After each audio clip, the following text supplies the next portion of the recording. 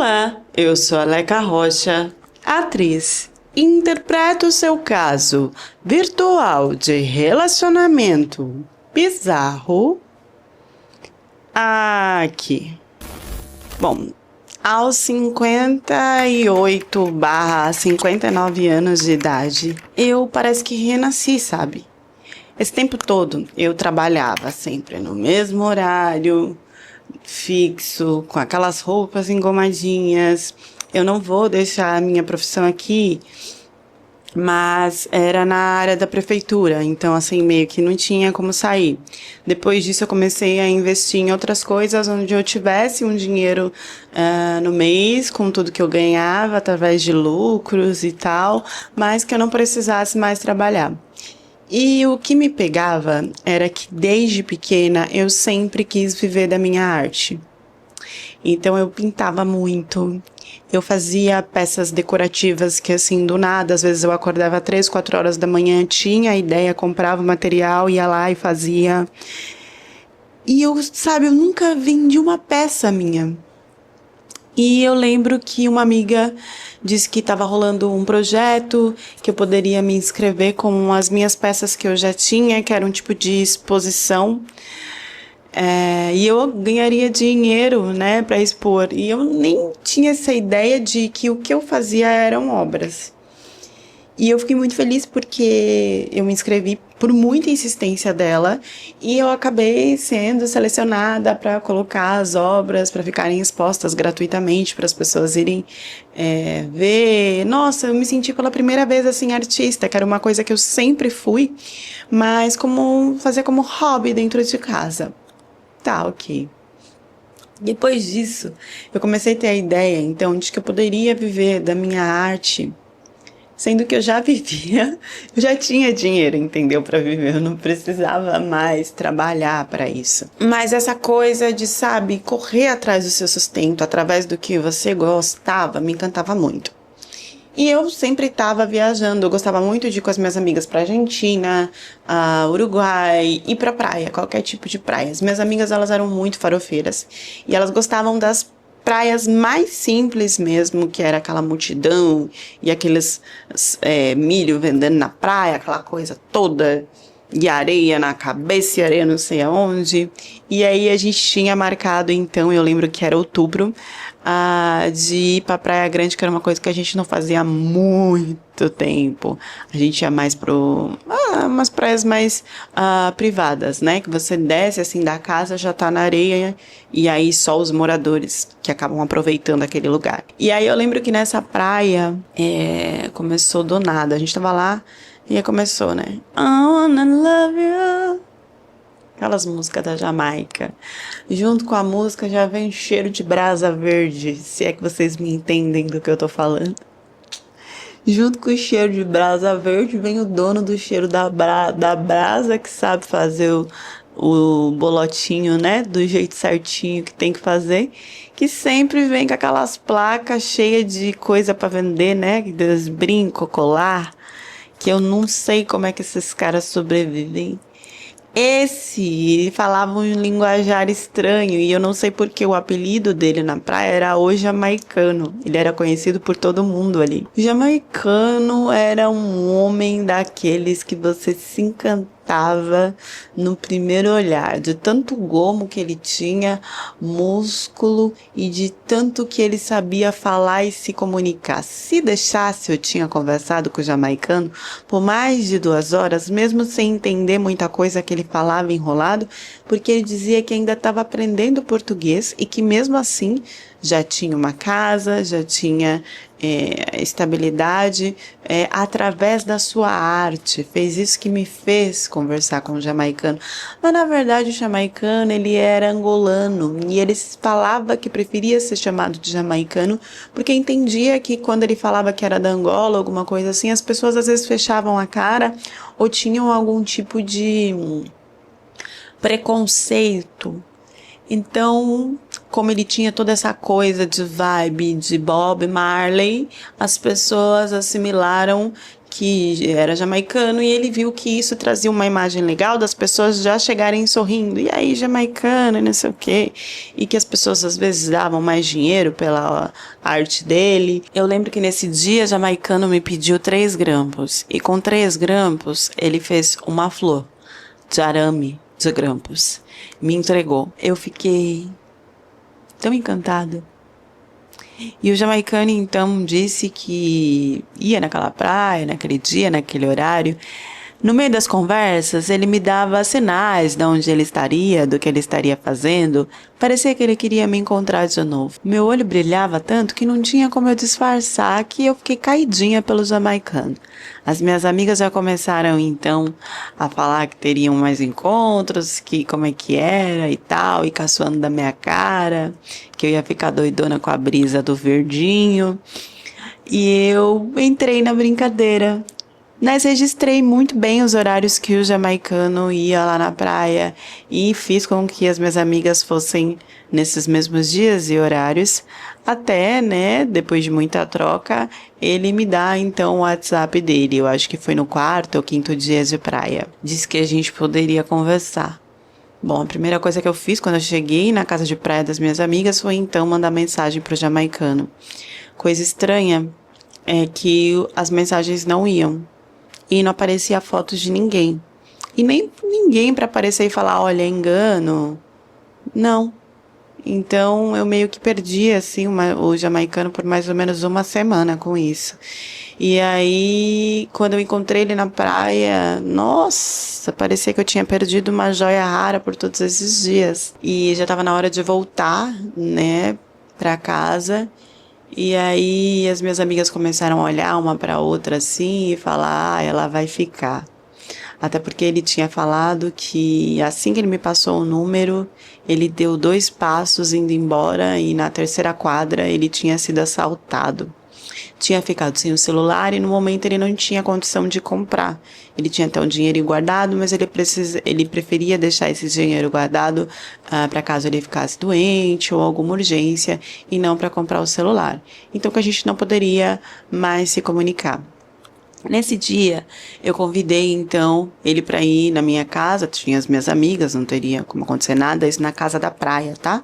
Que é a minha casa da praia. E as minhas amigas, elas já iriam embora, então, à noite. E elas olharam para mim, já não precisava nem explicar, disse que eu ficaria ali para conhecer melhor o que é que esse Jamaica da Angola tinha, né? Ele era 20 anos mais novo que eu. E aí, minhas amigas foram embora e eu fiquei com ele lá. Eu lembro que foi tudo tão encantador, porque ele pediu para tomar um banho, que estava o dia inteiro do sol. E na hora de sair do banho, não tinha toalha, né? Eu achei que ele fosse me pedir, não. Ele começou a andar assim, todo molhado pela casa. E eu olhei aquilo e falei, nossa, você nem pediu toalha. Ele, imagina, troca a toalha. Eu tô acostumado a secar com o ar, com o vento, com a natureza. Essas coisas me encantavam, sabe? E aí foi nessa noite que ele me contou como que ele veio então da Angola, tudo que ele tinha passado aqui no Brasil e como que ele tinha conseguido viver da própria arte. Ele disse que tinha encontrado uma menina na praia, que ela estava com um canudinho, ele fez uma flor de canudinho e a criança se encantou. Então algumas crianças que estavam em volta pediram para ele fazer aquela flor de canudinho e ele percebeu que poderia ser um negócio interessante. Ele cobrava R$1 pelo canudinho de flor. E aí ele resolveu então começar a fazer mais coisas com as próprias mãos, começou a vender e algumas meninas procuravam ele durante dias e semanas, porque queriam as peças que tinham que ser dele, porque eram únicas, porque lá esses hippies, né, ele se considerava um hippie, eles vendem sempre as mesmas peças, né? Tudo parecido, eles copiam e tal. E a dele eram as únicas personalizadas, então ele podia cobrar mais por isso. E ele tinha aberto até uma lojinha que tinha dado muito dinheiro, só que ele não tinha tempo de confeccionar tantas peças e não confiava em ninguém para confeccionar essas peças. Ele acabou fechando a lojinha depois que ele já tinha guardado um bom dinheiro e tinha voltado então a vender na areia mais tranquilamente, porque ele já tinha lá um montante guardado. E ele foi contando tudo isso, e aí eu pus comida pra ele no prato, e ele disse que não precisava de prato, que pegava na mão direto da panela. Eu sei, pode parecer bizarro essas coisas que eu tô falando, mas eu não sei, eu acho que eu tive tanto dinheiro na vida e tanto conforto que eu achava encantador quando a pessoa era simples e quando eu poderia aprender coisas novas através dessa pessoa. Nesse dia, então, nós ficamos lá e dormimos em lugares separados. E quando eu acordei, ele estava na mesma cama que eu comigo. Ele disse que estava esperando eu acordar porque ele queria me mostrar o sol nascer. E que antes do sol nascer, ele queria que eu visse as estrelas com ele. Foi nisso que ele pegou então o lençol do colchão e disse que nós dormiríamos na parte da grama que tinha na garagem da minha casa. Ele colocou o lençol lá, nós deitamos na grama, olhamos as estrelas e ali eu vi todas as estrelas possíveis, se é que vocês me entendem. Eu não sei se vocês sabem, né, que esses homens gomadinho, né, trincadinho, que é magricelo, eles têm uma habilidade, né, e tem um instrumento, né, que às vezes vai lá no joelho. E era o caso, então, do jamaicano barra angolano. A minha noite foi linda. E aí eu não quis voltar para casa. Eu quis ficar na praia e observar como que ele vendia, como que ele vivia da arte dele. E o mais encantador é que ele deixou eu pegar as peças dele e começar a tentar vender também. Então era uma experiência tipo assim, ai, vou viver um dia da minha arte, coisa que eu sempre quis fazer e nunca fiz. E ele disse que então eu poderia tentar fazer isso com as minhas obras e que se eu tivesse vergonha, ele poderia até vender para mim. Então ele começou a vender assim as coisas que eu pintava, tal, e eu ficava abismada porque eu já tinha tentado vender na internet de todas as outras formas e eu nunca tinha conseguido. E com ele vendia rapidamente. Ele saía com 2 quadros e voltava sem nada em questão de 2 horas. E ele disse que cobrava um valor acessível.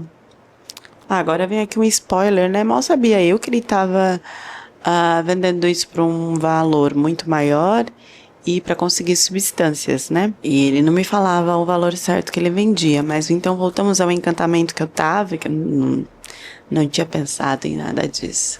Ele vendia as obras e sempre me voltava com um pedaço de batata. Quando eu digo um pedaço de batata, é porque não é a batata inteira, tá? Então eu não sei como que ele conseguia só metade de uma batata. Ele dizia que tinha cortado e comido a outra no caminho, que era a que dava sustância para ele ficar o dia inteiro na rua.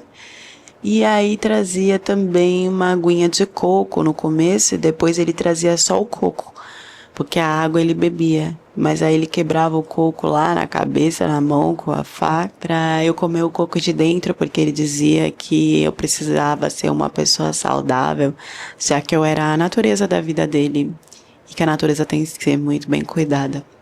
Então, eu fui ficando na praia, assim. E aí ele começou a usar o meu carro, então, para vender as coisas da praia. Só que teve uma hora que teve um problema e ele foi barrado e o carro bateu e teve um problema no carro. E aí essa foi mais uma desculpa para eu ficar mais algumas semanas com ele na praia, porque aí eu tinha que arrumar o meu carro para voltar para casa. Bom, eu tinha, né, querendo ou não, os meus compromissos fora da praia, não podia ficar lá o tempo inteiro. Eu entendi então que isso seria um amor de verão e voltei para minha região do sul. Olha, sendo bem sincera, eu achei que seria só isso. Só que ele batalhou por 2 semanas a ponto de conseguir um celular para que a gente tivesse uma comunicação online, porque ele estava com muita falta de mim. Então nós começamos a conversar. E aí a gente foi conversando. E do nada uma mulher começou a mandar mensagem nesse celular que ele mandava mensagem para mim. Ela começou a mandar que ele tava na casa dela e que ela não ia aguentar isso por muito tempo e que esse celular era dela e que ela não tava aguentando ver o que tava acontecendo, porque ele me amava muito a ponto de ter aceitado ficar com ela desde que ela deixasse ele usar o celular pra falar comigo. No começo pode parecer confuso. E no começo eu fiquei mal, tipo, ele tá com outro e tal.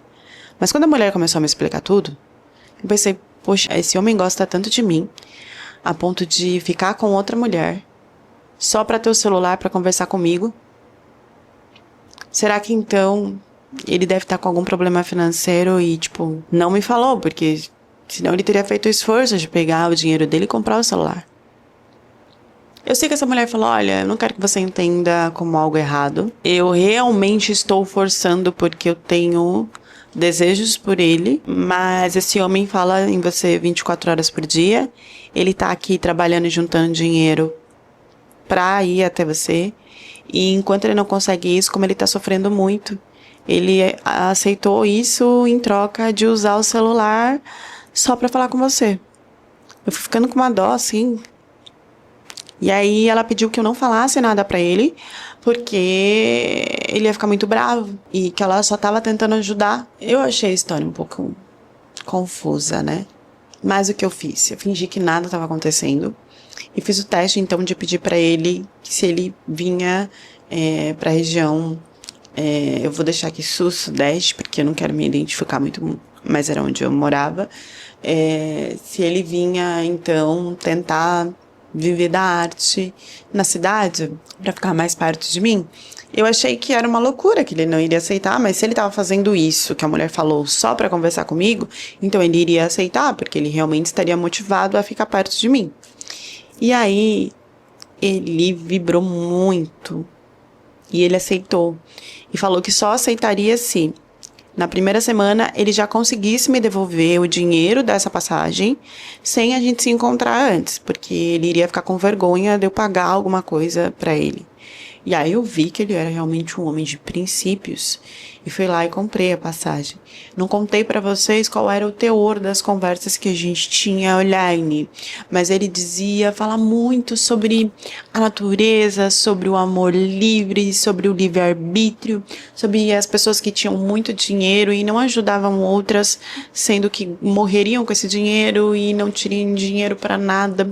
E quando a gente fazia as chamadas de vídeo, ele sempre pegava uma flor que ele arrancava de qualquer lugar e ele colocava em um vasinho e dizia que era pra mim. E que se aquela flor murchasse muito rápido, o coração dele também murcharia muito rápido, porque ele estaria sem mim e sem a flor, que era algo que significava eu para ele. Então ele correria e pegaria outra flor e que sempre eu teria flores à minha volta, porque eu era tão viva, tão cheirosa, tão bonita, tão linda e tão natureza, e a natureza dele como as flores. Sabe, eu achava tão lindo quando ele trazia essas coisas pra mim. Eu lembro que ele pegava o violão e o violão dele só tinha 2 cordas, porque tava quebrado. E ele fazia lá com o dedo de uma forma que saía som, a ponto dele cantar uma música pra mim com o violão com 2 cordas. Tinha vezes que a gente virava a madrugada dele cantando músicas. E ele cantava uma atrás da outra, ele nem perguntava se eu tava gostando, se eu queria que parasse. Nada, ele começava. Tam, e começava a cantar. E eram músicas e músicas. E aí, do nada, tipo, 3, 4 horas da manhã, ele falava, agora eu tenho que dormir, porque daqui a pouco, 6 horas da manhã, eu tenho que ver a luz do sol, porque eu me alimento do sol. E aí, então, ele ia dormir e a gente já acordava depois de 3 horas, perdidamente loucos de saudade. Sei, agora eu acho tudo muito louco, mas eu prefiro contar assim, desse jeito apaixonado, porque era do jeito que eu tava no momento com esse homem. Então nós organizamos tudo e ele disse que iria ver uma casinha, alguma coisa assim, tipo uma república com outros homens, para ele conseguir então tentar viver da arte dele na parte da cidade, até ele disse de vender os produtos dele, né, os adereços e tal, que ele fazia muitos para as mulheres em lojas, e aí ele poderia começar a entregar atacado, enfim. Eu comecei a dar umas ideias para ele também. Bom, a coisa foi que então ele veio pra minha região, só que ele não me mostrava aonde ele estava, tudo tal. E desde que ele veio pra cá, ele começou a ter problemas pra gente se comunicar, porque ele não tinha celular. Então foi assim, ele marcou da gente se encontrar na rodoviária, e aí a gente ficou lá tal, e depois ele disse que ia pra república dele, e ele não quis me levar. E eu falei, mas como é que a gente conversa a partir de agora então? Não, eu te mando mensagem. Isso demorou 3 dias, que ele já mandou mensagem de um outro número, que eu percebia que era um número do amigo dele. Porque ele não tinha acesso sempre, sabe? Eu respondia, ele, sei lá, depois de 4, 5 horas que ele ia responder. E aí ele dizia que estava esse tempo todo na rua, garimpando, mostrando os produtos dele, indo em lojas para ver se alguém aceitava, e mesmo assim tentando vender na rua para ter o dinheiro do dia, que ele só pararia de vender se ele tivesse dinheiro do dia. E isso às vezes durava, tipo assim, até 3, 4 horas da manhã, porque ele não tinha conseguido o dinheiro do dia. Como se alguém fosse comprar alguma coisa depois da meia-noite, nesse tipo, na rua, assim, só se ele fosse em balada. Eu fiquei um pouco perdida, fiquei com medo de perguntar onde ele estava indo ou deixando de ir, porque o objetivo dele era então ter esse dinheiro pra gente se encontrar e ele me pagar. Ele só aceitou a gente se encontrar na rodoviária. Óbvio que não aconteceu, e eu comecei a então tentar ir atrás dele, ver onde ele estava, falar que a gente precisava se encontrar, que depois ele me devolvia o dinheiro, mas que a saudade era maior e essa coisa toda. E aí aos poucos ele foi aceitando.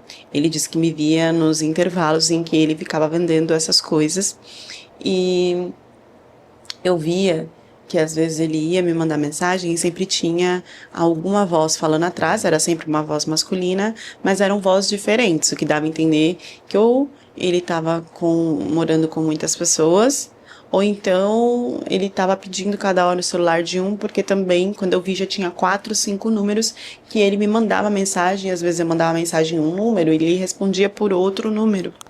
Então eu achava que ele estava pedindo o telefone sempre emprestado dos amigos para conseguir se comunicar comigo, para que não precisasse comprar um celular. E aí eu fui vendo que aquela história dele, do investimento que ele tinha e tal, não era real, senão ele tinha comprado algum celular, já que eu tinha ajudado ele com as passagens. E aí, a partir daí, o que aconteceu? Como ele não me abria muito o que estava acontecendo, e a gente às vezes se encontrava nesses intervalos dele do trabalho, um dia ele falou que ia voltar para casa e eu resolvi seguir ele. Então eu deixei ele ir na frente e eu ia seguindo e ele não percebeu, até que em um momento eu vi que era para ele chegar em casa, só que não tinha casa. Era como se fosse uma esquina onde os caras dormiam, assim. E eu comecei a querer seguir ele, entender, porque eu vi que ele tava, quando a gente se encontrava, não tava com o cabelo arrumado, muitas vezes com a mesma roupa, e a roupa com cheiro de que não tinha sido lavada, o rosto também muito oleoso, as unhas, a gente via que ele não tava tendo um cuidado. Primeiro eu entendi que era porque os caras eram porcos e não tinha muita acessibilidade, mas depois eu percebi que tinha alguma coisa errada. E era porque, então, eu assimilei que ele estava dormindo na rua. E aí eu fui até ele desesperada e ele falou, mas você não devia ter me seguido, ficou um pouco bravo. E aí tentou explicar e tal, e disse que não, que ele só ia ficar aquele dia na rua porque tinha brigado com os caras, e aí os caras tinham colocado ele pra rua, mas deu pra entender que ele tava dormindo mais dias na rua, tava com vergonha e não queria me falar. Então eu resolvi levar ele pra minha casa. Ele não ficou muito bem assim. Eu achei que ele não tinha ficado muito bem na minha casa nos próximos dias, por vergonha, né, aquela coisa toda. Eu não entendi que ele não tinha ficado bem porque ele só se sentia bem mesmo na rua. Mas enfim, ele ficou na minha casa. E aí nesse tempo a gente se juntou, teve a união estável, quis casar e tal. Mas assim, ele sempre tinha essa coisa de estou saindo pra rua pra vender. E ficava muito tempo fora na rua. E eu acreditava que ele não tinha outras pessoas, que ele realmente estava tentando viver da arte dele. Às vezes ele trazia dinheiro, às vezes ele não trazia dinheiro. E ele foi acostumando com essa coisa. Ele perdeu a vergonha de não conquistar tanto dinheiro, mas tipo de estar ali feliz fazendo o que ele queria fazer. Até a gente se casar, tudo e tal, né? Que não teve festa, não teve nada, foi só documentação, enfim. Depois que a gente se casou, ele começou a mostrar um interesse maior por essa coisa de amor livre, liberdade, de ficar mais na rua, de ficar mais na natureza, e me exigiu que a gente dormisse em cabanas e acampasse muito, e começou a ficar muito tempo na rua, e eu comecei a ir atrás dele, e aí ele falava que não queria voltar pra casa, e eu ficava com ele na rua pra tentar fazer ele voltar pra casa, só que isso a gente virava madrugadas na rua, que ele andava pra um lado e pro outro, e eu atrás dele, e às vezes sentava e dormia em algum lugar, e eu ficava lá com ele, batia o pé de que não ia embora, e aí quando eu via, tava dormindo com ele na rua, e foi aí que as coisas começaram a acontecer. Do nada ele começou com uma história de amor livre, não sei o que e tal. E numa dessas, na rua, ele apresentava conhecidos dele e falava que, eu gostaria de ver você lá, fazendo lá o chup-chup nesse cara aí, nesse amigo meu, eu gostaria de ver. Eu me sentiria bem com isso. Do nada ele soltava assim. E aí eu falava, mas se acontecer isso e tal, não vou estar te traindo. Não, o amor é livre, o amor é de todos, não sei o quê. E, se eu fizer, você vai pra casa. Eu vou pra casa. Então, às vezes eu fazia algumas coisas assim, porque ele gostava. Ele voltava a ser uma pessoa normal, que queria ficar em casa, depois que eu fazia algumas coisas que ele pedia na rua. Essas coisas nunca eram com ele. Sempre eram com outros. Eu não sei explicar, mas é tipo, primeiro foi um beijo na bochecha, depois foi um selinho, depois foi fazer um chup-chup. E isso chegou até o toque na parte de trás, né? Como tá escrito aí, não sei se vou deixar na capa aí essa palavra ou não, né? Toque retal. Estou falando assim separado porque a gente sabe que aqui a gente não pode usar esse tipo de palavreado, a gente não pode falar sobre esse tipo de coisa, o vídeo cai, pode derrubar até o canal, então por isso estou falando assim, espaçado. Ele tinha, eu acho que era um fetiche, sabe? Dessa coisa do dedo atrás e com unha, e às vezes ele queria fazer, deixar marca, sabe? Tipo, como se fossem fissuras. E eu fui aceitando tudo isso pelo encantamento de um início que já não existia mais. Quando eu vi, às vezes eu tava dormindo com ele na rua, porque ele não voltava. E eu queria o meu marido, e eu queria salvar ele, e eu achava que ele ia conseguir ficar em casa. E ele foi me levando pra uma coisa assim, que eu fui começando a achar que era normal. Só até eu dar um celular pra ele. E nesse celular eu começar a ver que tinha lá a descrição: dedo atrás, chup-chup. Olha, ela tem tantos anos, hein? Nossa, que diferente. Essa senha, as mais velhas costumam fazer melhor, costumam se entregar pra tudo, não tem as frescuras das meninas. Então dá pra gente estragar ela porque ela vai aceitar, porque... Sabe essas coisas? E valores. Então ele estava recebendo valores para que eu fizesse essas coisas. Não era algo que ele queria assistir, que ele se sentia bem. Não era algo que fazia ele voltar para casa. Era algo que ele estava recebendo. E ele não estava só recebendo esse dinheiro. Nesse tempo todo, ele fez uma lavagem na minha cabeça de que dinheiro não era importante, de que o conforto da minha casa não era importante, de que irritava ele, porque as pessoas não precisavam de tudo aquilo para viver, porque aquilo poderia ser distribuído para outras pessoas e assim todo mundo ter uma vida confortável, que eu tinha muito, que eu podia entregar para os pobres, essa coisa toda. Mas, paralelo a isso, ele pegou meu cartão, ele pegou meu cheque, ele pegou os dinheiros que eu tinha guardado dentro de casa e ele foi usando tudo. E olha que absurdo, eu encontrava com ele sempre no mesmo lugar, na mesma rua, na mesma esquina que ele ficava quando desaparecia. Só que quando ele estava na rua, que ele falava que vendia essa arte, essas coisas e tal, não. Ele tinha um outro lugar que ele era tipo um apartamento confortável, que ele estava alugando com o meu dinheiro, que ele estava usando tudo. Ele fez uma lavagem na minha cabeça de que eu não precisava do dinheiro, que eu parei de olhar conta, eu parei de olhar essas coisas. E aí, quando conta de banco, eu digo, né? E aí ele não usava mais do limite pra, tipo, o gerente entrar em contato comigo. Ele usava como se fosse eu usando no mês. E eu tinha deixado de usar por causa da simplicidade, não sei o que, não sei o que. E aí, o que ele fazia? Ele vivia, quando ele saía, que ele sumia, que eu ficava desesperada, ele tava vivendo uma vida confortável. Então, quando ele falava que saía pra trabalhar, ele tava indo pra esse apartamento, tava comprando coisas pra ele, tava vivendo essa vida confortável. E aí, quando ele ia pra rua, que ele sabia que ia me encontrar naquela rua e tal, depois de 3 dias, ou do que quer que fosse, aí ele sim se fantasiava com aquela roupa suja, com tudo sujo, voltava àquela maneira de viver para dizer que aquilo era o melhor e que ele estava naquela situação de rua. Só que ele não estava. Era tudo para eu ficar confusa e aceitar as coisas que ele queria para voltar para casa.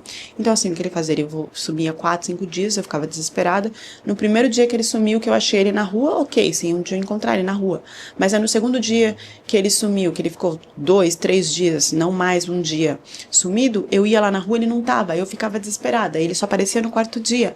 Aí eu já tinha que fazer tudo, porque eu sentia que as coisas estavam piorando, porque ele estava sumindo mais. E isso foi para 5 dias, para 1 semana, para 2 semanas, para 15 dias, entenderam? Então ele sempre tinha um elemento surpresa quando ele sumia, que me fazia me agitar a ponto de achar que tudo estava perdido de novo, então que eu tinha que aceitar uma coisa maior para que ele retornasse a ser aquilo que ele era. Eu não sei muito bem explicar. Mas nisso, o que me fez acordar? E por que eu entendi que ele estava nessa situação melhor? Eu peguei HPV, com essa coisa do toque, né, atrás, e de coisas que eu fazia lá. Eu peguei HPV. E aí, eu acordei, porque o médico questionou coisas, eu abri mais ou menos, mas aí quando eu ia abrir pro médico, que eu ia falar, eu comecei a ter consciência do absurdo. E antes de eu falar, o médico já estava com o olho arregalado para tentar entender o porquê. Então, ali eu acordei. De que se era vergonhoso falar pro médico, de que se era vergonhoso o que eu tava passando, então, tava tudo errado. E nisso, ele foi algumas vezes me visitar, e nessas vezes que ele foi me visitar, uma enfermeira reconheceu ele. E ela ficou apavorada. No momento que eu tinha algumas crises, eu ia pra lá, e aí a enfermeira me dava medicação pra me acalmar e tal. E aí num desses dias ele foi me visitar. Era coisa de eu ficar 2, 3 horas lá tomando medicação pra pressão abaixar, pra ansiedade melhorar e tudo tal. A enfermeira ficou petrificada quando entrou pra dar a medicação pra mim, porque ela reconheceu ele. Só que ela não podia falar porque ele tava lá. E aí quando ele saiu, ela começou assim, ó, a soltar tudo que ela sabia desse homem. E a falar que ele não era de rua nem nada, que ela sabia a casa que ele morava, não sei o que, não sei o que. Começou a passar endereço, passar tudo. Que eu não tinha conhecimento nenhum. E foi por isso que eu descobri que ele tinha uma vida boa com o meu dinheiro. E eu tava tão avoada que nem mexer na minha conta, ver o extrato, como é que tava, eu mexia. Eu deixava as coisas pra ele pagar, eu deixava as coisas pra ele fazer. E, às vezes, quando eu pagava, ele me dava o bruto do mínimo, ou o cartão pra eu passar e pra pagar. Mas não, eu não tinha essa coisa de olhar a conta. Ele fez um bololô na minha cabeça de que eu não tinha que ficar lá vendo dinheiro, vendo se estava certo. Às vezes eu achava que se eu não tivesse dinheiro era melhor, porque era uma coisa que envergonhava ele. E, na verdade, é porque ele estava usando.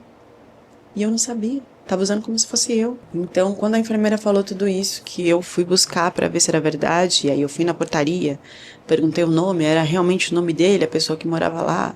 Quando eu fui vendo tudo isso, é que eu fui acordando. Digo que o cara não tava só usando meu dinheiro, ele tava me usando. E ainda começou a passar, era herpes, cada hora aparecia uma coisa. Das coisas que eu fazia pra satisfazer ele, pra ele voltar pra casa. A sorte foi que eu fui na polícia. Denunciei tudo. Peguei todas as coisas dele. Coloquei em sacos de lixo. Deixei do lado de fora. E aí ele sumia, achando que eu ia atrás dele, mas eu não ia mais. Entendeu? Eu dei endereço da polícia, pra polícia, da onde ele tava. Fiz exame, fiz tudo, comprovei as mensagens que eu tinha, o dinheiro, o cartão que estava sendo passado e que eu não tinha, eu não usava. Bloqueei o cartão, mudei senha, fiz tudo. E aí, quando ele viu que não dava pra usar, ele resolveu reaparecer pra mim.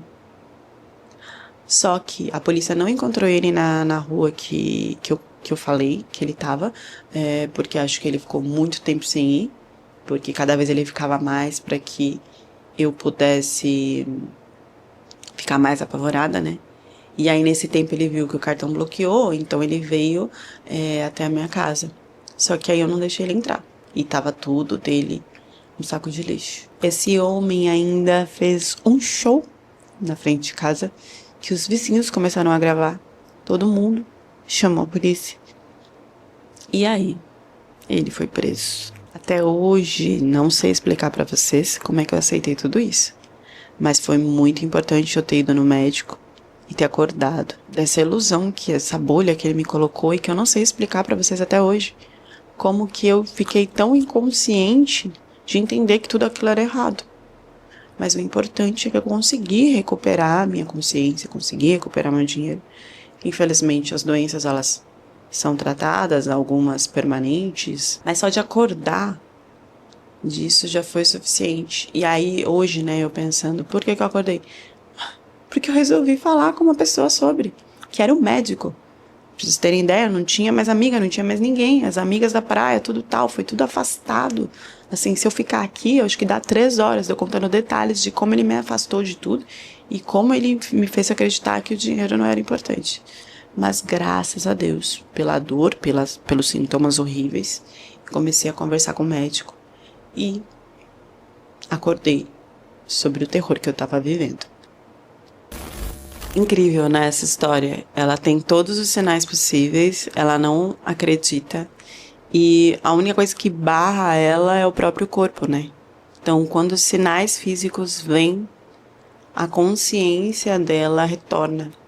E às vezes a gente pergunta, né, por que tá acontecendo isso comigo? Ai, por que eu tô doente? Ai, por que não sei o quê? E às vezes é porque a gente não tá ali 100% alerta aos sinais que estão aparecendo. E aí o nosso corpo grita. E que bom quando a gente tem consciência, pelo menos em algum momento, mesmo tarde, com os absurdos que essa mulher viveu. E eu desculpa até a risada, mas é rindo de nervoso, né? Que bom que ela acordou quando o físico dela apitou. E escutou o médico e escutou a enfermeira e tal. Porque assim, gente, eu conheço gente que mesmo com tudo isso, não acredita e continua na situação. Deixem as reflexões de vocês nos comentários e até a próxima história do canal.